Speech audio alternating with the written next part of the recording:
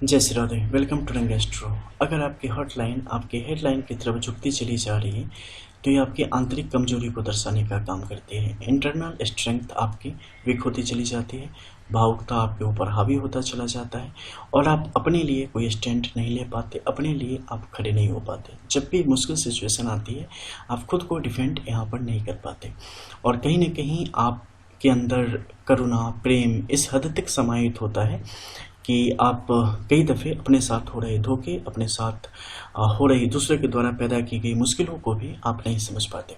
और ख़ासकर इस हथेली की अगर बात करें तो इसमें आप देख सकते हैं कि रेखाएं कुछ ऊपर की तरफ भी मूवमेंट कर रही है, जो कि समय समय पर चीज़ों को संवारने का काम कर रही है। लेकिन कुछ हथेली में आप देखेंगे कि पूर्ण तौर पर मस्तिष्क रेखा की तरफ चढ़ता चला जाता है और ऐसी स्थिति में ऐसे लोगों का ब्रेन वॉश करना काफ़ी आसान हो जाता है। कोई भी जैसे चाहे इन्हें उल्टी सीधी पट्टी बढ़ा के इनसे कुछ भी गलत करवा सकता है, जबकि ऐसे लोग ऐसे होते हैं जो कि किसी का गलत नुकसान करने की कोशिश ना करें।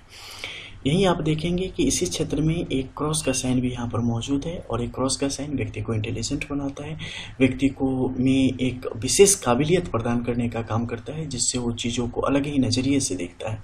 लेकिन ऐसे लोग काफ़ी भावुक किस्म के भी होते हैं, उनके अंदर प्रेम भी होता है और जब ऐसी परिस्थिति आ जाए तो वहाँ पर काफ़ी कमज़ोर हो जाता है। वैसे भी आप देख पा रहे हैं कि अपनी पूर्ण स्थिति में नहीं है, निचले क्षेत्र में काफ़ी कम जगह है, ऊपर के क्षेत्र में काफ़ी फैलाव के साथ यहाँ पर मौजूद है। तो ऐसी स्थिति में इसका पूरा दबाव जो है वो मस्तिष्क रेखा पर चढ़ता चला गया है और मस्तिष्क रेखा यहाँ पर दो भागों में विभक्त होकर आगे की तरफ बढ़ी है।